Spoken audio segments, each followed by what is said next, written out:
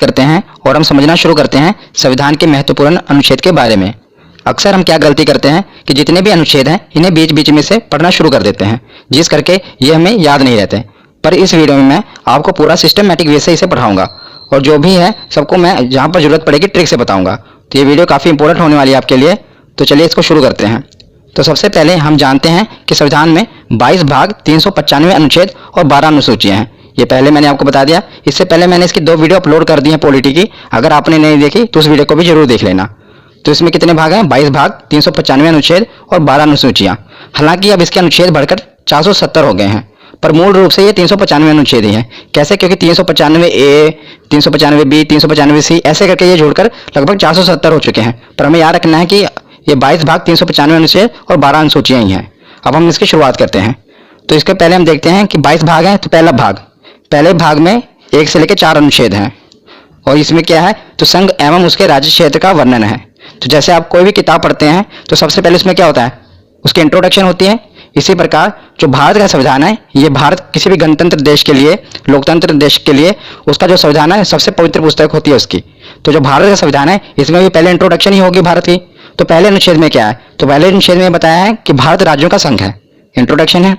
दूसरे अनुच्छेद में बताया है कि नए राज्यों का प्रवेश किया जा सकता है, मतलब जो नए राज्य हैं अगर भारत में शामिल होना चाहते हैं तो अनुच्छेद 2 के तहत इसमें शामिल हो जाएंगे। जैसे कि सिक्किम को हमने भारत में शामिल किया था। और अनुच्छेद 3 में क्या बताया गया है कि राज्यों के क्षेत्रों और सीमाओं और नामों में परिवर्तन किया जा सकता है, मतलब किसी भी राज्य की अगर सीमा है उसको बढ़ाया घटाया जा सकता है और उसके नाम में परिवर्तन किया जा सकता है। तो ये 3 अनुच्छेद आपको याद रखने हैं, ये इंपॉर्टेंट है पहले भाग में। उसके बाद हम देखते हैं भाग दूसरा। तो भाग दूसरा में 5 से लेकर 11 अनुच्छेद हैं, जिसमें नागरिकता का वर्णन है। बहुत ही इंपॉर्टेंट है, काफी बार पूछा गया है कि नागरिकता का वर्णन किसमें है। तो ऑप्शन में ऐसे दिया होता है कि 5 से लेकर 11 अनुच्छेद, 11 से लेकर 16 अनुच्छेद। तो आपको कैसे पता चलेगा कि कौन सा अनुच्छेद है? तो इसे याद करने की बहुत ही अच्छी ट्रिक है। तो इसे आपको कैसे याद रखना है? इसकी ट्रिक है नागपंचमी। नागपंचमी से आप याद रख सकते हैं कि 5 से लेकर 11 अनुच्छेद तक नागरिकता का वर्णन है। कैसे? तो देखिए, नागपंचमी का नाग यानी कि नागरिकता का वर्णन, और पंचमी, तो पंचमी मतलब कि 5 अनुच्छेद से ये शुरू है, 5वें अनुच्छेद से शुरू है ना नागरिकता का वर्णन, 5 से लेकर 11 तक। तो नाग पंचमी से आप इसे याद रख सकते हैं कि नाग पंचमी जब भी आपके दिमाग में आए तो नागरिकता का नाग और पंचमी मतलब कि 5 से शुरुआत हुई है। उसके बाद हम देखते हैं भाग तीसरा। तो भाग तीसरे में 12 से लेकर 35 अनुच्छेद तक है और इसमें मौलिक अधिकार यानी कि फंडामेंटल राइट्स का वर्णन है। तो इसके ऊपर मैं एक स्पेशल वीडियो बना दूंगा पूरे मौलिक अधिकार के ऊपर, क्योंकि काफी इंपॉर्टेंट है। पर इसमें अभी हमें इतना ही जानना है कि भाग तीसरे में मौलिक अधिकार का वर्णन है। तो मौलिक अधिकार कौन कौन से हैं? जैसे कि समानता का अधिकार हो गया, स्वतंत्रता का अधिकार, शोषण के विरुद्ध अधिकार, धार्मिक स्वतंत्रता का अधिकार, संस्कृति और शिक्षा संबंधी अधिकार और संवैधानिक उपचारों का अधिकार। तो अभी हमें इतना जानना है कि 12 से लेकर 35 तक मौलिक अधिकार हैं। उसके बाद हमें देखना है कि भाग 4A, ये काफी इंपॉर्टेंट है। 4 नहीं था, 4A और इसका जो अनुच्छेद है वो 51A। इसमें मौलिक कर्तव्य का वर्णन है कि जैसे कि जो हमारा संविधान बना है, संविधान में हमारी भलाई के लिए बहुत से कानून हैं, पर जनता का भी तो ये फर्ज बनता है कि उसके देश के प्रति, तो इसलिए हमारे कुछ मौलिक कर्तव्य भी निर्धारित किए गए हैं। ये कहाँ से ले गया है? तो ये स्रोत जो है ये रूस से लिया गया है मौलिक कर्तव्य। मैंने आपको पिछली वीडियो में बताया था। जिसके रिलेटेड ये भी पूछा जाता है कि किसके सिफारिश पर मौलिक कर्तव्य को संविधान में जोड़ा गया, क्योंकि इसे बाद में जोड़ा गया था। तो स्वर्ण सिंह समिति की सिफारिश पर वर्ष 1976 में, याद रखिएगा, वर्ष 1976 में 42वें संविधान संशोधन, मतलब संविधान में अमेंडमेंट किया गया था और 42वें संविधान संशोधन के तहत इसे संविधान में शामिल किया गया था। किसे? मौलिक कर्तव्य को। ये सब कुछ पूछा जाता है कि किस संविधान संशोधन के तहत और कौन सी समिति की सिफारिश पर। तो स्वर्ण सिंह समिति थी और 42वां संविधान संशोधन था। तो 4A के बाद अब हम आगे देखते हैं भाग 5 और भाग 6।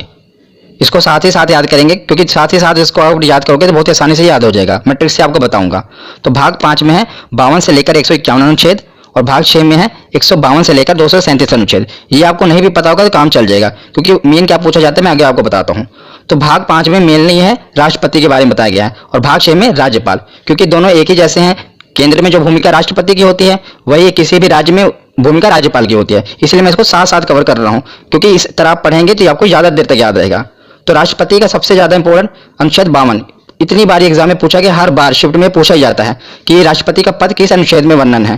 तो अनुच्छेद 52 में। तो इसको आप याद कैसे करेंगे? तो मैं इसको आपको याद करने का तरीका बताता हूँ। तो इसको याद करने की एक ट्रिक है। देखिए, अगर आप कोई चीज इमेज से याद करते हैं ना, तो वो आपके माइंड में ज़्यादा देर तक रहती है, सब कॉन्शियस माइंड में आपके बैठ जाती है, वो चीज़ आप ज़्यादा देर तक याद रख सकते हैं। इसलिए मैं आपको इसे इमेज से याद कराऊंगा।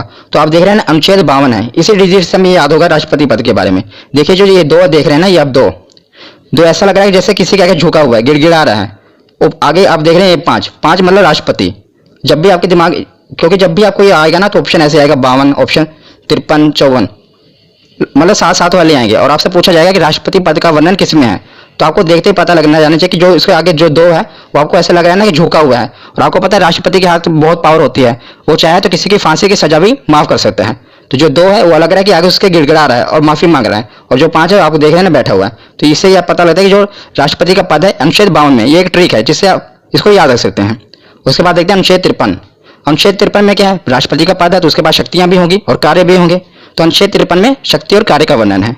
उसके बाद देखते हैं अनुच्छेद 54 निर्वाचन। देखिए इसकी राइमिंग बैठी ना, 54 निर्वाचन। तो अनुच्छेद 54 में क्या है कि राष्ट्रपति का निर्वाचन कैसे किया जाना है, ये उसमें बताया गया है। और उसके साथ हम देखते हैं राज्यपाल का।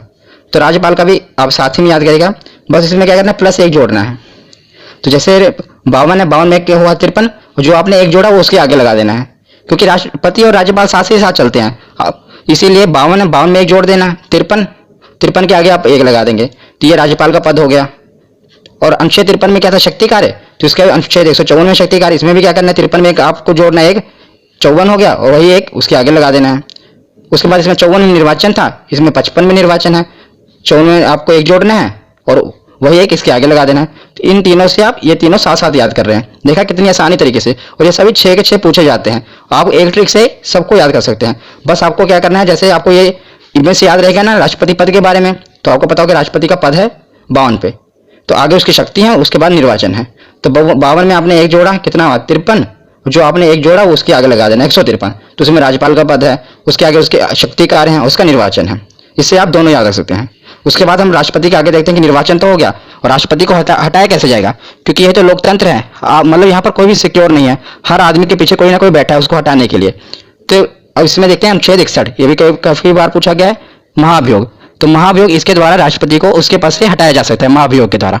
महाभियोग के बारे में मैं आपको और भी बताता हूँ कि महाभियोग किसी भी सदन में लाया जा सकता है, चाहे राज्यसभा हो या लोकसभा हो। और महाअभियोग लाने से 14 दिन पहले राष्ट्रपति को सूचित करना पड़ता है, मतलब जब भी महाभियोग लाना है उसे 14 दिन पहले राष्ट्रपति को यह सूचित करना पड़ता है कि भाई साहब आप पे महाभियोग लगने वाला है। तो अनुच्छेद 61 के बाद अब हम देखते हैं अनुच्छेद 72, ये भी काफी बार पूछा गया है, क्षमादान। मैंने आपको बताया ना कि राष्ट्रपति के पास ये पावर होती है कि वो किसी को भी क्षमा कर सकता है, तो इसको भी आप कैसे याद करेंगे, बस दो से आपको बस यही इमेज आनी चाहिए कि जो 2 है वो झुका हुआ है और गिड़गिड़ा रहा है। 7 आप देख रहे हैं राष्ट्रपति खड़ा हुआ है, राष्ट्रपति के आगे वो गिड़गिड़ा रहा है कि मुझे क्षमा कर दो, तो इससे आप याद रख सकते हैं क्षमादान।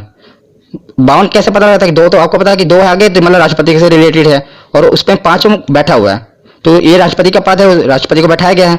और 72 में वो खड़ा हुआ और उसके सामने 2 गिड़गिड़ा रहा है कि मुझे क्षमा कर दो, तो इससे आप नंबरों से खेल सकते हैं। तो उसके बाद हम देखते हैं अनुच्छेद 123, अध्यादेश। यह भी काफी इंपॉर्टेंट है, अध्यादेश। कि अध्यादेश में क्या होता है कि जब लोकसभा और राज्यसभा की बैठक ना चल रही हो और देश में किसी जरूरी कानून की आवश्यकता होती है, तो राष्ट्रपति हस्ताक्षर करके कानून बना सकते हैं, पर मंत्रिमंडल की सिफारिश पर ही वो कानून बना सकते हैं, कि मतलब मंत्रिमंडल प्रधानमंत्री ही उनकी सिफारिश पर ही ये कानून बनता है। आपको पता होना चाहिए कि भारत में कानून कैसे बनते हैं। आपको पता है 3 स्टेप होते हैं, पहले स्टेप में लोकसभा में पारित होना चाहिए, फिर राज्यसभा में, फिर उसके बाद राष्ट्रपति के हस्ताक्षर होने चाहिए। कितने स्टेप हैं, 1 2 3, बस इसी से आप याद भी रख सकते हैं। देखिए 1 2 3, तो 1 2 3 सीधे तीनों स्टेप हटा के सीधे राष्ट्रपति के साइन करा के सीधा कानून बन जाता है। मतलब ये ट्रिक हो गई, 1 2 3 3 स्टेप होते हैं, पहला लोकसभा, फिर राज्यसभा, फिर राष्ट्रपति। पर अध्यादेश लाकर क्या किया जाता है, इसको खत्म करके सीधा राष्ट्रपति के हस्ताक्षर कराए जाते हैं और कानून बना दिया जाता है। तो अनुच्छेद 123 के बाद हम देखते हैं अनुच्छेद 143। तो अनुच्छेद 143 में क्या है कि राष्ट्रपति को अगर कानूनी सलाह की आवश्यकता होती है तो वो सीधा सुप्रीम कोर्ट से सलाह ले सकता है। पर आपको यह भी याद रखना है कि क्वेश्चन पूछा गया कि अगर वो सलाह देते हैं तो क्या वो मानने के लिए बाध्य है राष्ट्रपति, तो आपको ये याद रखना है कि वो बाध्य नहीं है। वो मतलब सुझाव ले सकते हैं, पर ये नहीं है अगर उन्होंने कोई सजेशन दे दी सुप्रीम कोर्ट ने तो राष्ट्रपति उस पर बाध्य नहीं है, वो चाहे तो माने या चाहे तो ना माने। तो आपको याद रखना है 143। ये सभी मैं आपको राष्ट्रपति के रिलेटेड बता रहा हूँ, इसलिए मैंने एक हेडिंग में सारे कवर कर दिया कि जो भी राष्ट्रपति से रिलेटेड है और ये राज्यपाल वाले। उसके बाद हम देखते हैं उपराष्ट्रपति, राष्ट्रपति, उपराष्ट्रपति। तो उपराष्ट्रपति का वर्णन है अनुच्छेद 63 में। किसमें, अनुच्छेद 63 में। तो उसमें बताया गया कि एक उपराष्ट्रपति होगा, और अनुच्छेद 64 में क्या बताया गया है कि राज्यसभा के सभापति के रूप में वो कार्य करेगा। तो जो उपराष्ट्रपति होगा, आप देखेंगे जो राज्यसभा का सभापति होता है वह भी उपराष्ट्रपति होता है। और मैं आपको एक इंटरेस्टिंग फैक्ट बताता हूँ कि जो उपराष्ट्रपति होता है उसे अपने पद के लिए कोई तनख्वाह नहीं मिलती, मतलब उसे कोई सैलरी नहीं मिलती, पर जो राज्यसभा में वो सभापति के रूप में कार्य करता है उसके लिए उनको वेतन मिलता है। तो जो उपराष्ट्रपति को अपने पद के लिए वेतन नहीं मिलता, जैसे राष्ट्रपति को वेतन मिलता है उनके पद के लिए, राज्यपाल को मिलता है, पर उपराष्ट्रपति को उनको पद के लिए वेतन नहीं मिलता, बल्कि जो राज्यसभा में सभापति के रूप में होते हैं।